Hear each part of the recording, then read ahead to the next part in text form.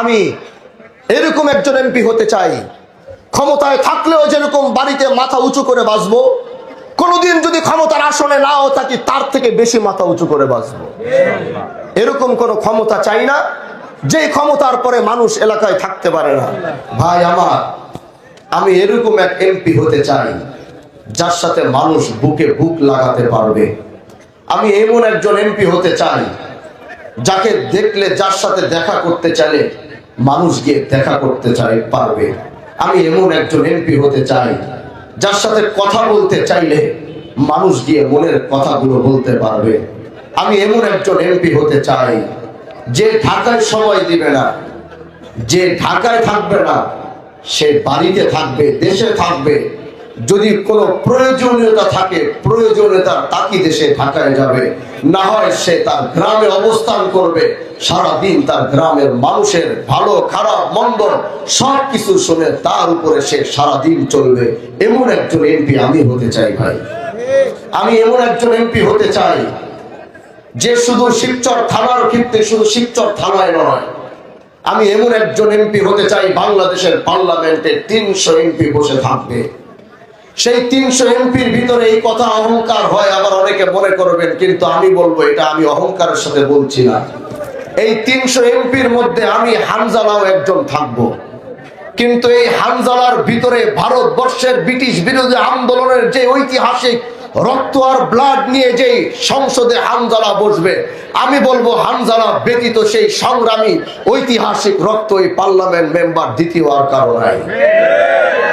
এই কথাটি অহংকারের সাথে বলি নাই, এই কথাটি আমি আমার বংশ এবং এই দেশের ঐতিহ্য আর এই দেশের আদি, এই দেশের অস্তিত্ব রক্ষা করার যে সংগ্রাম আমার পরিবার করেছিল, আমি সেই রক্ত নিয়ে আজ বাংলাদেশ পার্লামেন্টে দাঁড়াবো। হাজী শরীয়তুল্লাহর বংশ, এই দেশে রয়্যাল ফ্যামিলি হতো।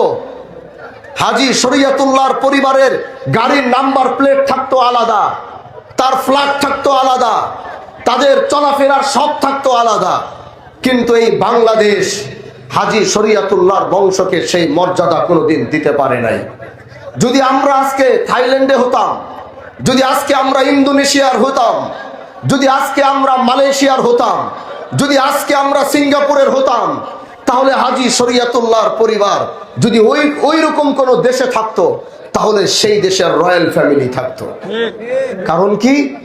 কারণ বাংলাদেশের ইতিহাস যদি লিখতে হয়, এই বাংলাদেশের ইতিহাস যদি পরিপূর্ণ করতে হয়, 1947-এর ইতিহাস যদি পরিপূর্ণ করতে হয়, 1971 সালের ইতিহাস যদি পরিপূর্ণ করতে হয়, তাহলে হাজী শরীয়তুল্লাহদেরকে বাদ দিয়ে কোনোদিনও সম্ভব হবে না।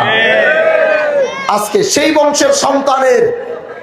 বংশের সন্তানকে আপনারা ইজ্জত আর সম্মান দিয়ে, যেটা রাষ্ট্র দিতে পারে নাই, যেটা বাংলাদেশের সংবিধান দিতে পারে নাই, যেটা বাংলাদেশের আইন দিতে পারে নাই, কিন্তু সেটা শিবচরের মানুষ দিয়ে হাজী শরীয়তুল্লাহ সন্তানকে সেই সম্মান দিয়েছে, সেই রেসপেক্ট দিয়েছে, সেই ইজ্জত দিয়ে তারা শিবচর থেকে জাতীয় সংসদে পাঠিয়েছে। আমি এই শিবচরের মানুষকে বলতে চাই, রাষ্ট্র যেটা দিতে পারে নাই, সংবিধান যেটা দিতে পারে নাই, সেটা আপনারা দিয়েছেন। এজন্য হাজী শরীয়তুল্লাহ সন্তান হিসাবে বলে যাচ্ছি যে আস্থার ভরসার জায়গা থেকে আপনারা সম্মান করে আমাকে জাতীয় সংসদে পাঠিয়েছেন। আমি শুধু আপনাদের কণ্ঠ হয়ে কথা বলবো না, হানজালা গোটা বাংলাদেশের মানুষের কণ্ঠ হয়ে জাতীয় সংসদ থেকে কথা বলবে। প্রিয় দোস্ত আমার, প্রিয় ভাইরা আমার, আমি এরকম একজন নেতা হতে চাই, আমি এরকম একজন এমপি হতে চাই, আমি আপনাদের এরকম একজন ভাতিজা হতে চাই, আমি আপনাদের এরকম একজন ভাই হতে চাই, যিনি নিজেও আদর্শের উপরে ঠিক থাকবে, তার সাথেও যারা চলবে তারাও আদর্শের উপরে ঠিক থাকবে।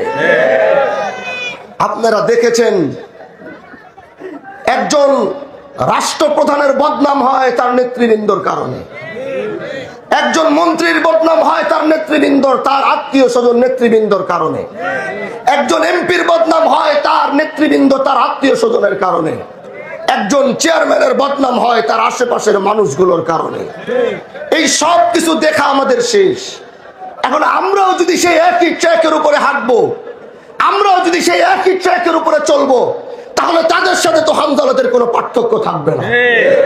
এজন্য আমি বলবো, আমি ন্যায় আদর্শের উপরে যেমন ঠিক থাকবো, যারা আমার ডানে থাকবেন, যারা আমার বামে থাকবেন, যারা আমার সামনে চলবেন, যারা আমার পিছনে চলবেন, যারা দূর থেকে আমার সাথে ক্যামেরা অন করে দূর থেকে সেলফি তুলবেন, যারা আমার গাড়ির সামনে বাইক চালিয়ে দূর থেকে ক্যামেরা অন করে বুঝাবেন যে এমপি সাহেব আপনার সাথে আছে, এই সমস্ত কাণ্ডগুলো যারা করবেন তাদেরকে বলবো, আমার আদর্শ যতদিন ঠিক থাকবে আপনাদের আদর্শ ততদিন ঠিক থাকতে হবে।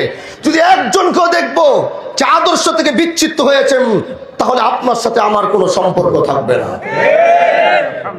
আমাদের নেতৃবৃন্দর কারণে এলাকার কোনো মানুষ, কোনো অসহায় মানুষ, আমরা দেখেছি একজন দায়িত্বশীল আসলে তার ডানে বামে যারা চলে, তারা বাজারে গিয়ে যখন কথা বলে তাদের কথার ঢং থাকে অন্যরকম। যারা যখন অসহায় গরিব মানুষের সাথে কথা বলে তাদের কথার ঢং রং থাকে অন্যরকম। আমি বলবো, আমার সাথে যারা চলবেন তারা, আমি যতটুকু নরমিয়তের সাথে চলি, নমনীয়তার সাথে চলি, আমার থেকেও বেশি আপনাদের নমনীয়তা রাখতে হবে। আমরা 5 বছরের জন্য ক্ষমতায় আসি নাই, আমরা 5 বছরের জন্য ক্ষমতার আসনে বসি নাই।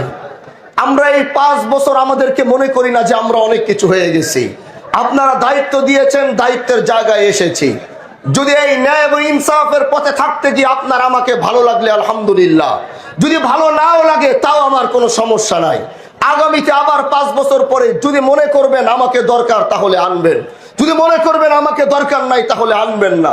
কিন্তু যে সম্মান দিয়ে আমাকে বসিয়েছেন সেই সম্মান আমি আমার জীবনের শেষ দিন পর্যন্ত ধরে রাখতে চাই।